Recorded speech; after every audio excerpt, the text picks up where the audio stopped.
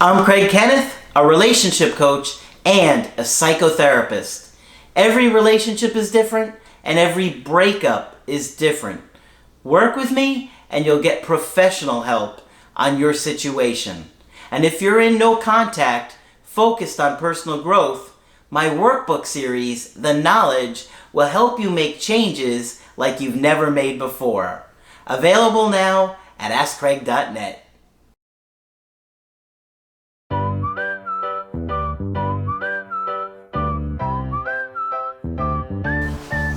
Hi there, I'm Coach Craig Kenneth. I'm Coach Margaret. And today we're going to be talking about dating after divorce. Well, a lot of people wind up in marriages that don't work out. I mean, literature says it's over 50% or around 50%. Around right? 50%. Which is pretty crazy when you think about, all these people have really committed their lives to somebody. They get up in front of all their friends and their family. They take these vows. And then 2 years later, they give up. They can't do it anymore. One partner stops working on the relationship, or both do. Yep. And next thing you know, you're going through a divorce and your whole world is upside down. And 2 years or 10 years or 20 years, it can happen at any point. Yeah. For various reasons. Yeah. You have to look at a relationship like it's a living entity that you're both supposed to take care of together. Right. Because if one person tries to do it and the other one doesn't, it's not going to work. It doesn't work. It doesn't. You both have to put into it. And sometimes, there'll be periods where one of you doesn't work on it and, you can turn it around, but it can't stay like that forever. No, it can't. So we're going to be looking at divorce today and what it's like to date after divorce. And Margaret's got some really good info on it. I have been having several cases lately where we're talking about a second time around relationship, which is wonderful for both parties. They're excited, they're thrilled, and things seem to be going well until all of a sudden they're not. Mm-hmm. One of the factors that seems to be involved, of many, is that sometimes it's very hard to have time to grieve your divorce. And I read several articles in the last week that talk about that at some great length. And I'll talk with you about one of them. This is a woman named Emma Johnson, who I guess is well known for sharing thoughts on the computer. And at first she talked about when her husband fell off the cliff. And I thought it was a metaphor, like, he kind of disappeared. But no, he really did fall off a cliff. Wow. They had several children.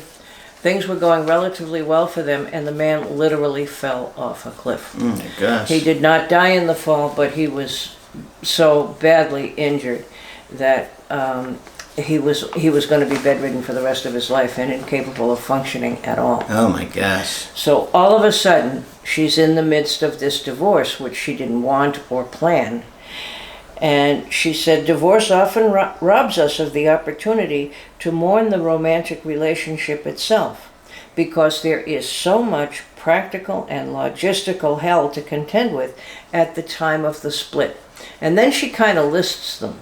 Mm-hmm. And it's overwhelming, including your children's care and feelings. Children are always upset. Finances. Worry that you will be destitute because you've usually been robbed of half your income. Yeah. And you still have all the bills. Right. Right? Custody, which can be a nightmare and go on for years. And you, especially because your partner or your ex may try and make your life a living hell. Let's say they didn't want the divorce, they may try and punish you. Absolutely. Yeah. So custody can be awful, in and out of court, lots of money. The parent could be pitting the kids against you because they want revenge for leaving them. Happens all the time. Yeah. Worry that your children will be forever damaged or angry at you, and they certainly will be angry at you for a while. Yep. Oftentimes you have to relocate from where the family home had been, and that's disruptive to everybody. Yep. So the kids might have to go to different schools, a different school district, be away from their friends, and kids hate to be away from their friends. And the older they are, the worse it is. And when we talked about adolescence in this a couple of weeks ago, I think we neglected to say that moving the family home and the school for an adolescent is absolutely the end of the world. Yeah. Now they've lost their whole world. Their family and their friends. Yep. You might have to relocate. You have a lost relationship with the in-laws, and you may have been attached to them. Or other family members. Yes. Cousins. Absolutely. Brothers, sisters. Yeah. Because sometimes the ex will say, I don't want you to communicate with you or whoever anymore. Right? They'll want to cut that relationship And everybody's off. on everybody's Facebook by this time. Yep. Divvying up personal items. All those things. When I thought about that, and I thought the number of people who go through this, it's just awful. And then if you watch your partner move on before you do, that really hurts. Oh, that would really kill you. Mm-hmm. And who do you think that happens with the most? I think, you mean... The man or the woman? I think the woman finds the opportunity to date sooner than the men. Yeah. But in either case, it's very disturbing. He or she is just moving on, and I'm sitting here still dealing with the realtor and the court and so forth. And oh, so yeah. That's brutal. So this woman says, I stuck out my jaw, and I made sure the kids and my business and the money and the divorce and the house were all in order. Okay, so that's what she did.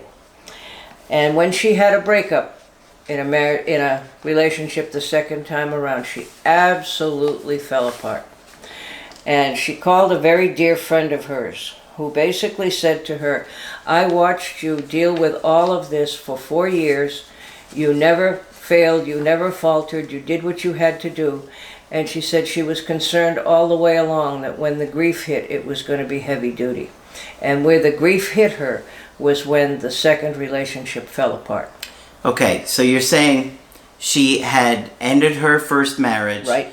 Found somebody new, was Yep. able to move on, Yep. finally got past the divorce, was That's able to move through all that, and then when the new relationship fell apart and the dust had settled, the grief came from both. Absolutely right.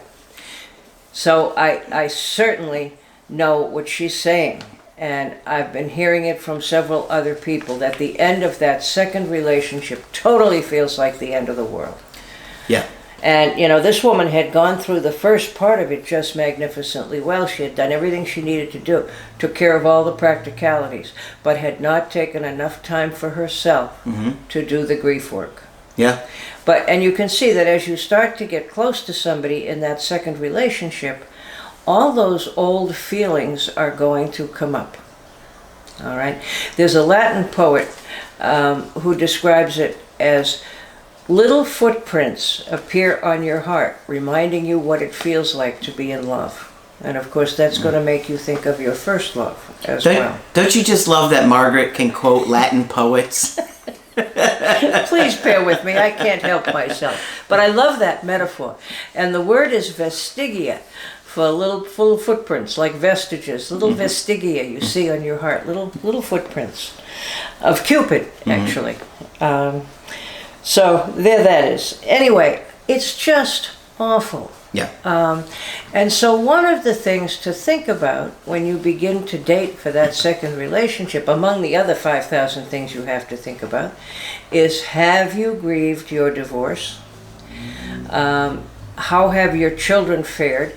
And this woman, again, shares a wonderful story of her 6-year-old coming back from a visit with some of Dad's relatives and suddenly bursting into tears and saying, why can't our family be like Eleanor's? I guess that's the cousin, where everybody's still here. Dad's gone, you're gone, and now I can never again have both of you at the same time. Who would expect that out of the mouth of a child? But children are right on. So there's all that stuff that continues to happen. So you have to ask yourself, have I grieved my divorce, and has my new partner grieved theirs? And that's one question that I think maybe you have some strategies on. What is something somebody could do to grieve their divorce? Simply take the time. And I think what you have to remember is no one argues that you have to grieve a death. Okay? Everybody understands that there's a grief process where you're sad. You figure most major religions have some sort of a ceremony at the 1-year point. Okay? Catholics have extra masses. Jews do an unveiling. There are lots of things that major religions do to sort of mark the grieving of that first year. But nobody expects, at least that I hear in common circles and around psychotherapy, that grieving a divorce is at least as difficult, in some ways maybe more difficult. So I don't think we expect to have to grieve a divorce. And we need to expect that we need to. And it's going to take time, and it's going to take energy. And it's easy to say, I don't have time, I'm still trying to deal with all of these loose ends and so forth and so on. Yeah. But eventually the psyche will make you make time, one way or another. You can get an illness that will, knock you out long enough that you can do the grief work. But somehow, your psyche always knows it needs to be done, and will try to find a way to do it. It's much easier to sort of accept, I've done all this other stuff, how am I going to deal with the grief? So how do you do it? What would that look like? Okay, it would look like you saying, wow, I remember how much in love with Joe I was, and how much in love we were when we got married. That was a great relationship. Until we were married for 5 years, and other things, whatever they are, began to happen. He started drinking. Yeah, he started drinking, or he started running around, or he lost his job and he got really depressed, or his mother got a long-term illness that pulled him away from you. All the things that can happen to human beings. Yeah. But you have to remember and re-experience the good times and the bad times before you can let go of it. In other words, you have to process the feelings, and that means make friends with them, entertain them, talk about them, think about them, feel them.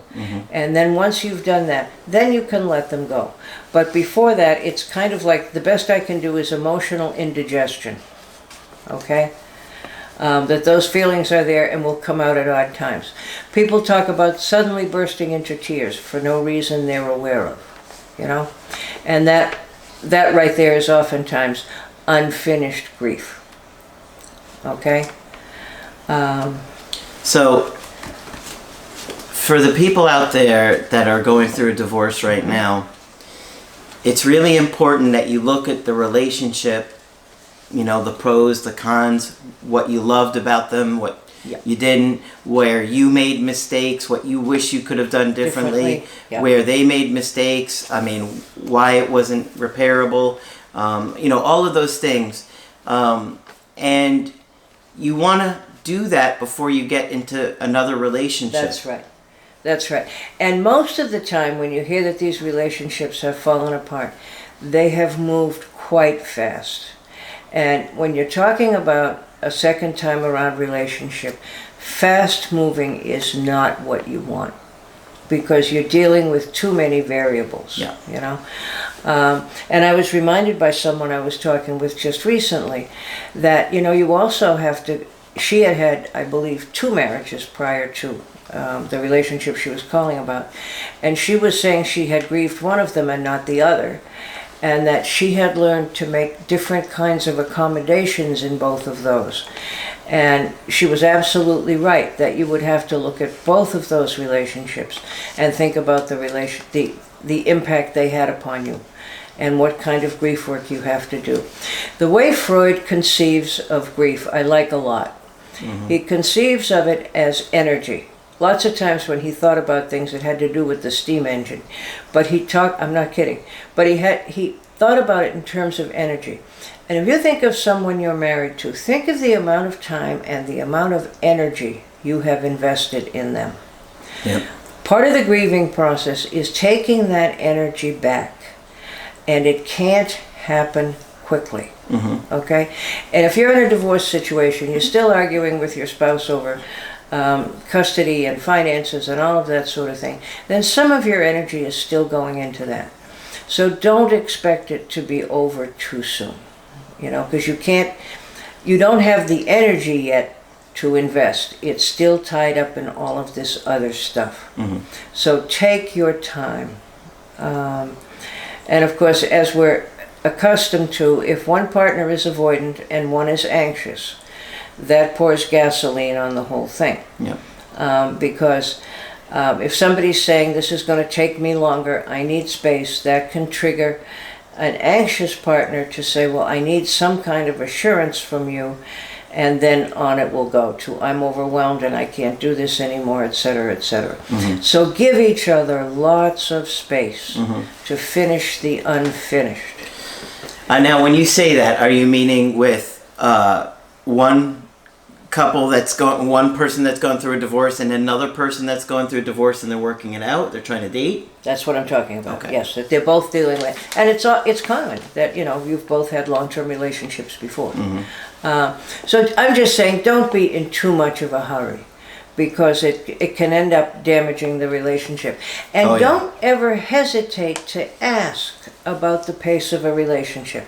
It's something that can absolutely be talked about. And you can say to your partner, how about the relationship? Is this going okay for you? Is it too fast? Is it too slow? Is it just right? Like Goldilocks said. And then your partner has a chance to answer. Always better to go slower.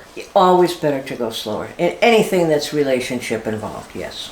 So for those of you that are going through a divorce, you got to look at what happened before you move forward. Right. And before you get into another relationship. That's the adult thing to do. Right. Is to really work on yourself, to grow, and then that'll give you a better chance of making the relationship work for the next person. That's it, exactly. Yeah. And like I say, I don't know how much permission we have to grieve a divorce. And I have said to people, have you grieved the divorce? Oh, yes, I'm over that. Okay. But you're still dreaming about it, you're still talking about it, and you're still saying your wife better not do X, Y, and Z like your first wife did. Like your new person better not do that. And you hear that, my wife used to do that, and I can't handle it when she does that, and you're not done. Okay? And it's normal and it's healthy to grieve. Yep. Look at what you're coming out of. Take it slow before you get into another relationship. Because you need to make sure the person that you're gonna be with or start a new relationship with has done that. Because if they haven't, and you try and get into another relationship before they're ready, what's gonna happen? I can think of a couple I worked with a long time ago, and they were lovely people. If you met them, you'd like them. But they were both quite recently widowed, and they decided to be together and to grieve together, and they did it. I wasn't sure they would in any way be able to, but they did it. They would go to visit the partner's grave together. Okay? And they really did manage to do it. Not easy, but they were very willing to acknowledge that they needed to grieve, and I think that's the trick. I think once you accept the fact that this has to be grieved, you do better. Yeah. And then you're not beating yourself up. Why am I not over this is a phrase you want to kick out of your vocabulary. What's wrong with me? I should be over this. It's 2 years. No, you shouldn't until you're over it. Yeah. And if it takes 2 years or 10 years, you have to do the process. All right. Is that all you wanted to share about this one? That's it. All right. A lot of information for you guys to think about. We do see divorces come up a lot. Actually, it's funny. People sometimes will email me and be like, do you guys help with situations with divorces? Yeah. Of course. Yes, of course. It comes up, but I don't think we really make it a central topic. We haven't, and I can see from the number of calls I'm receiving that it is a very, very important topic. Absolutely. Yeah. So we'll cover it again. Yes, and if that's your issue, please feel free to contact us. Absolutely. Of course, if you want to get our help personally, just go to my website, askcraig.net. Sign up for the coaching option that works best for you. I do email coaching and I do Skype. Margaret is available for Skype coaching. Absolutely. Feel free to sign up with me. I'd love to talk with you. That's right. Just click on Margaret on the top of the website to do that. Make sure you subscribe to the channel. And that's it for this video. I'm Coach Craig Kenneth. I'm Coach Margaret. And we will talk with you soon.